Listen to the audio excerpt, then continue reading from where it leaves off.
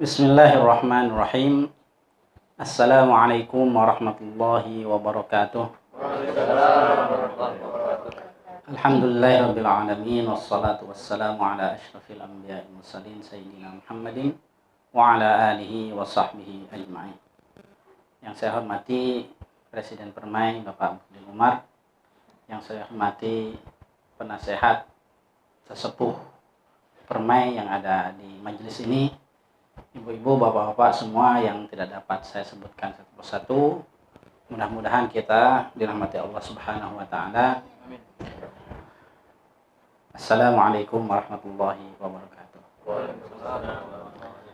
Alhamdulillahirabbil alamin. Marilah kita panjatkan puji dan syukur kehadirat Allah Subhanahu wa taala. Salawat dan salam semoga terlimpah kepada baginda kita Nabi Muhammad sallallahu alaihi wasallam, kepada keluarganya, sahabatnya, dan semoga terlimpah juga kepada kita sebagai umatnya. Amin ya rabbal alamin.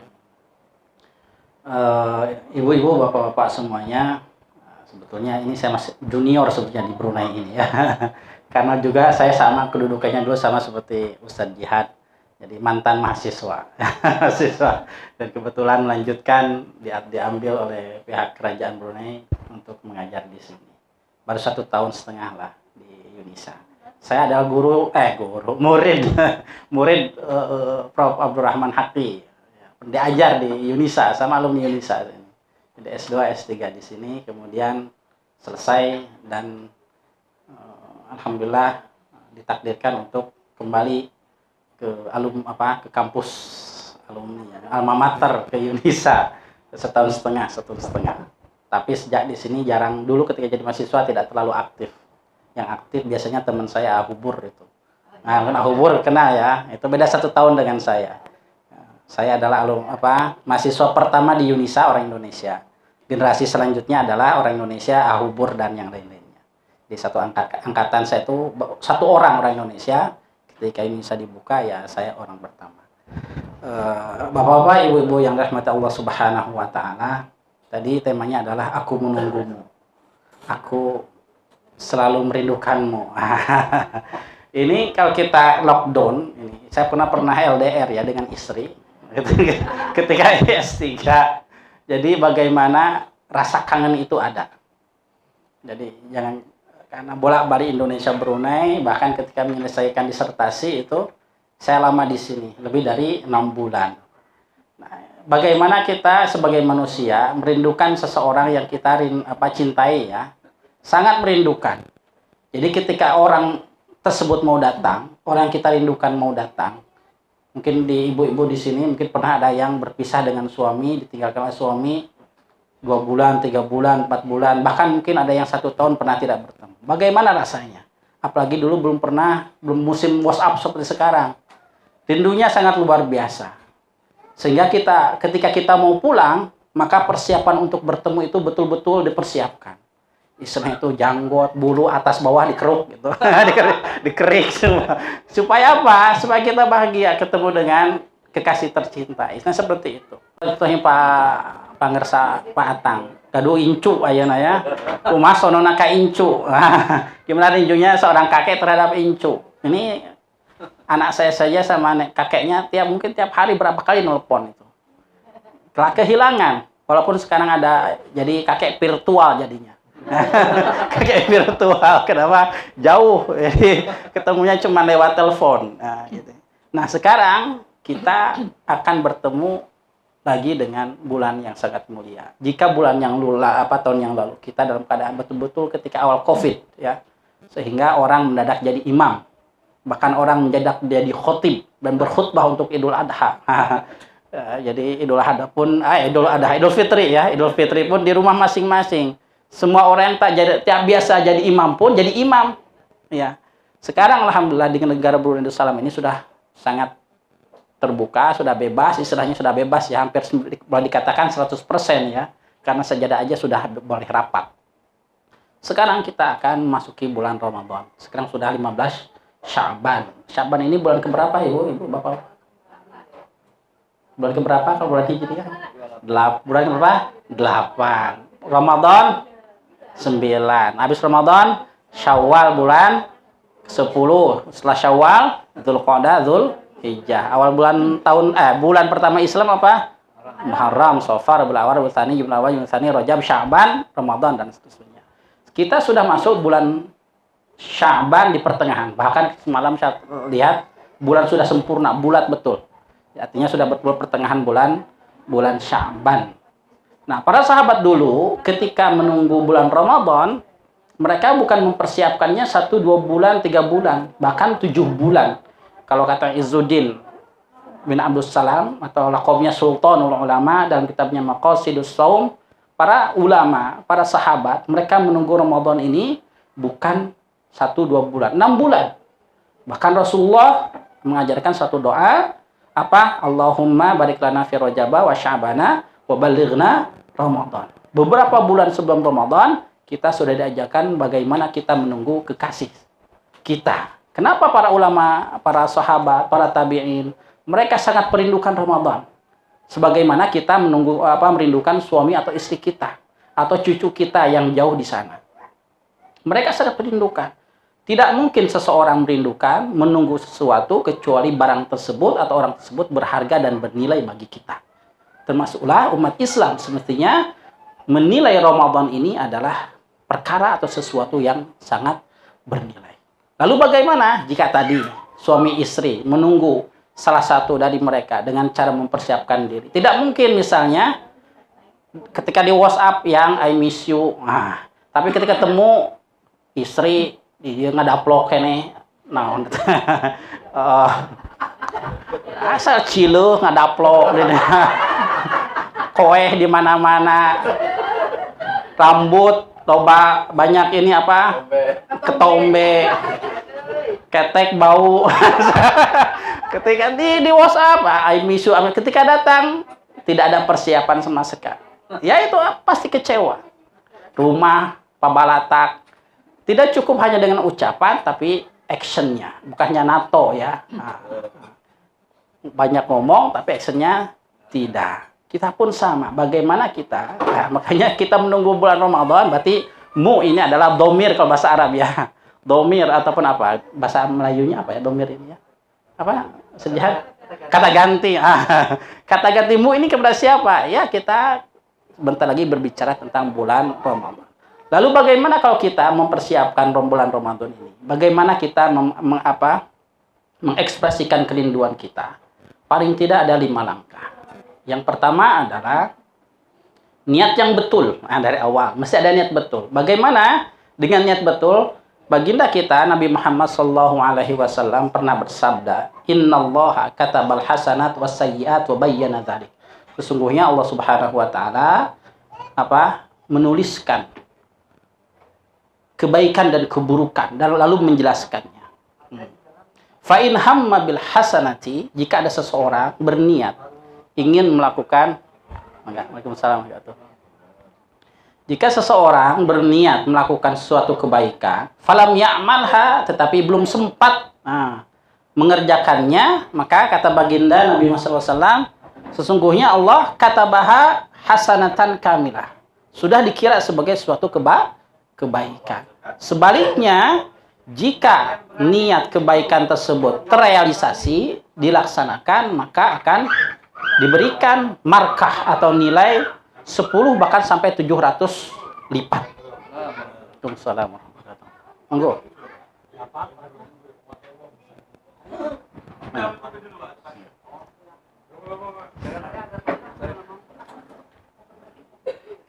Jadi ketika masuk Ramadan ini kita menghadapi bulan Ramadan ini jangan sampai salah niat.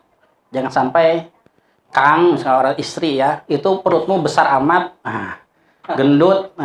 Jangan sampai tenang nanti bulan Ramadan saya akan diet. Jangan salah niat. Jangan sampai bulan Ramadan jadikan ajang untuk diet. Ya, siapa tahu ketika bulan Ramadan justru berat badan semakin bertambah. Karena kalau di tipe orang Melayu ini Ramadan justru segala ayah cek orang Jerman teh mah. Semua disediakan, makanan pun ketika iftar itu tidak cukup 1-2 jenis, bahkan bermacam minuman, ada es Bandung, es Garut, es mana gitu. Tidak cukup satu macam. Terkadang orang salah niat, nanti Neng atau misalnya apa, nah, kalau orang sudah Neng ya, ke istri atau apa, Bu, Habibi, Habibti, Humairo, baginda kita selalu memanggil istrinya dengan Humairo, ya. Apa Humairo? Ini merah karena Sayyidah Aisyah itu memang cantik merah-merahan, tapi jangan terlalu jujur juga sama istri itu. Mentang-mentang istrinya hitam dipanggil hitam, jangan juga ya. Baginda kita jujur kepada istri, memang cantik istrinya, panggilnya Humairo, tapi jangan juga memanggil istri, karena istri ini serba salah ya. Dipanggil jujur salah, berbohong juga salah. Acara aswad. Boleh juga aja rasa dia. Kayak gitu. Nah, artinya jangan sampai salah niat ketika kita masuk bulan Ramadan. Yang kedua adalah langkah pertama, di samping niat yang betul, kita niatillahi ta'ala nanti semoga kalau ada umur kita masuk bulan Ramadan, kita disampaikan, makanya ada salah satu doa, Allahumma sallimni ila Ramadan wa sallim Ramadan li. Ya Allah, sampaikanlah Ramadan, sampaikanlah daku kepada bulan Ramadan, dan Ramadan sampaikan kepada diriku, dan taqabbal, dalam hadis ada apa? Semoga Allah menerima apa yang kita lakukan. Artinya jika kita sudah berniat baik, walaupun belum tercapai niat tersebut, maka sudah dikira sebagai suatu kebaikan. Apalagi kan nanti jika kita sampai ke bulan Ramadan. Yang kedua adalah di antara cara yang kita lakukan untuk menunggu sebagai bentuk rindu kita kepada Ramadan adalah dengan cara bertaubat. Nah, apa taubat? Secara ringkasnya bahwa taubat adalah kembali kepada kebaikan. Setelah apa? Setelah kita melakukan sesuatu kesilapan. Pertanyaannya, apakah kita pernah tidak melakukan kesilapan? Maka jawabannya adalah mustahil. Jika seseorang akan pergi ke Tutong dari bandar, ternyata dia banyak lamunan, banyak masalah, cicilan kereta, sekolah anak belum dibayar, yang awalnya mau ke arah Tutong, ternyata pergi ke arah Muara atau pergi ke arah Temburong. Kira-kira orang yang sadar, yang logikanya berjalan, ketika melakukan kesilapan tersebut pasti akan putar balik, pasti U-turn, ambil jalan ke arah Tutong. Begitu juga kita dalam kehidupan, ketika kita melakukan kesilapan, maka yang perlu kita lakukan adalah introspeksi diri, sehingga arah kita yang salah, kelakuan kita yang salah, maka diperbaiki sesuai dengan ajaran dari Allah Subhanahu wa Ta'ala. Lalu bagaimana sebenarnya taubat ini? Apakah taubat cukup dengan istighfar? Istighfar merupakan bagian dari taubat, tetapi itu hanya sekedar make up ya kalau perempuan itu. Kalau kita tidak menyesal atas perbuatan, istighfar maka tidak cukup. Sebagaimana perempuan yang baru bangun dari tidur, tidak cuci muka, kemudian pakai make up, kira-kira cantik atau tidak? Perempuan baru bangun, tidak cuci muka, terus saja pakai make up, maka kira-kira tidak nampak sebetulnya. Wajah putih tetapi wanginya luar biasa. Kenapa? Bau mulut dan lain seumpamanya, namanya baru bangun tidur. Begitu juga orang yang baru berbuat dosa, ketika tidak ada penyesalan, hanya cukup dengan istighfar, maka istighfar itu hanya dikira sebagai make up wajah tanpa cuci muka. Maka sebaiknya adalah mesti ada penyesalan terlebih dahulu, baru ditambah dengan istighfar sebagai make up ke atas penyesalan tersebut. Itu yang kedua. Yang ketiga adalah langkah yang bisa kita lakukan adalah membiasakan diri. Membiasakan diri untuk apa? Kalau kita mau pertandingan badminton, maka mesti ada pemanasan. Mau bicycle, maka mesti ada pemanasan. Kalau tidak, maka kita akan kram dan lain seumpamanya. Begitu juga dengan puasa. Ibadah puasa ini memang kalau kita lihat kepada ibadah kita, ada ibadah yang berat dan bermodal besar. Berat contohnya bermodal besar haji. Haji biayanya besar dan juga berat karena secara fisik pun ngaleh. Yang kedua ada ibadah yang berat tetapi ringan. Berat tetapi ringan biayanya. Apa? Puasa. Kata siapa berat? Modalnya mudah saja, murah saja, hanya iftar dengan sahur. Tapi berat. Apakah betul berat? Ya. Mulut memang mungkin biasa menahan makan dan minum. Tetapi apakah bisa menahan dari ngomongin orang lain? Itu emasnya cuma sedikit. Lihat emas saya gejreng. Nah, lihat itu semua yang dilihat dari kawan kita diomongin. Mulut tidak makan, tetapi berbisa ketika membicarakan orang lain. Tengok kawan kita sukses, kita iri. Tengok kawan kita sedang dalam down, kita bersyukur. Puasa, ya puasa. Berat. Makanya kata baginda Nabi SAW, rubba sha'imin laisa lahu min sami'il jin atash. Banyak sekali orang yang berpuasa tetapi tidak mendapatkan hasil apa-apa kecuali haus dan lapar. Kenapa? Berat. Bukan hanya setakat, apalagi zaman sekarang modern ya, membicarakan orang lain, terkadang mulut diam tetapi jari kita yang sangat jahat.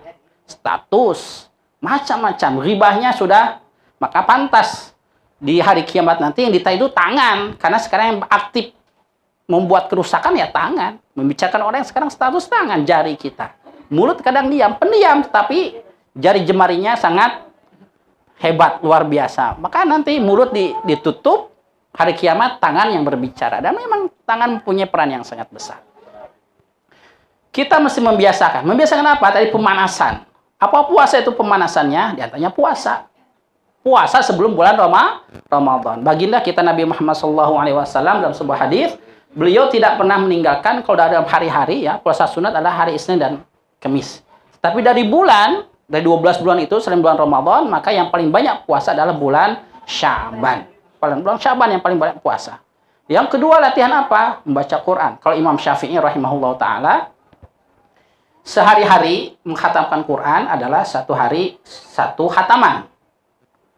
Dalam riwayat, kalau dalam sebuah kitabnya itu Siratul Imam Syafi'i yang ditulis oleh Abu Zahra, beliau mengatakan Imam Syafi'i ini tidak pernah membaca Al-Quran kecuali dalam keadaan sholat. Artinya ketika duduk itu tidak baca Quran, sholat saja. Dan itu satu hari, satu khataman di hari-hari biasa di luar bulan Ramadan. Artinya satu bulan 30 khataman. Kalau satu juz ini mungkin yang sudah terbiasa, kalau nyantai bacanya ya 30 menit. Kalau cepat sedikit boleh 20-15 menit. Artinya satu khataman ini kalau nyantai berarti sekitar 15 jam. Berarti bolehlah jadi 10 jam untuk membaca Quran. Nah sekarang Imam Syafi'i ketika bulan Ramadan menghatam Quran, beliau menghatam Quran situ marrah. Artinya 60 kali. Satu hari 2 juz, bukan 2 juz. 60 juz ataupun 2 kali khatam. Nah kita satu hari 1 juz pun sudah luar biasa. 2 juz pun sudah, one day 1 juz pun sudah. Itu sudah kaki udah keramnya, Masya Allah, mulut itu sudah isinya keluar busa itu. Sekarang bagaimana kalau menghatamkan 2 kali membaca satu hari 60 juz. Imam Malik rahimahullah, salah satu ulama Madinah dan pengasas madhab Maliki, beliau ini terkenal sehari-hari mengajar ilmu agama. Tetapi ketika bulan Ramadan ditinggalkannya, fokus kepada Al-Quran. Selanjutnya latihan Quran, ya puasa, Al-Quran, qiyamul lail dan juga sedekah. Baginda Nabi Muhammad SAW adalah orang yang paling dermawan, apalagi ketika dalam bulan Ramadan. Selanjutnya bagaimana menyambut Ramadan? Tadi adalah pertama adalah niat yang betul, taubat. Yang ketiga adalah latihan. Selanjutnya yang tidak kalah penting adalah bagaimana mempelajari hukum puasa. Karena puasa ini adalah ibadah. Sedangkan ibadah kalau tanpa ilmu tidak akan benar. Jangan sampai misalnya, Ustaz boleh nggak kalau saya masak ini jam 5 saya cicip makanan, batal nggak puasa saya? Batal nggak Bu? Nih ini masak apa kayak masak soto, dicicipi sudah cukup nggak pedasnya, garamnya, dicicip. Batal nggak? Batal nggak? Cicip. Sekarang kalau kumur-kumur batal nggak? Kalau kumur-kumur pakai teh tarik batal nggak?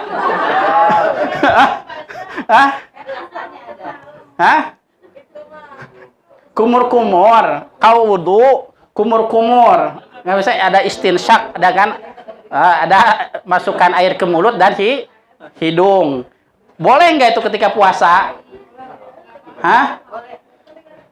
Sekarang kalau kumur-kumurnya pakai es Bandung, boleh nggak? Atau mencicipi makanan? Boleh, selama tidak ditelan. Sekarang saya nanya, menelan liduh ludah ya liduh. Menelan ludah boleh nggak? Menelan. Kalau tadi es Bandung, boleh nggak menelan ludah? Hah? Boleh, selama tidak keluar dari mulut. Tetapi jangan sampai siapin gelas di ludah sana tanpa gula diminum lagi, jangan. Nah, itu adalah perkara kecil. Boleh nggak bisa buka puasa dengan kurma? Boleh. Lalu bagaimana kalau buka puasa dengan hubungan suami istri? Allahumma laka sumtu wa bika amantu.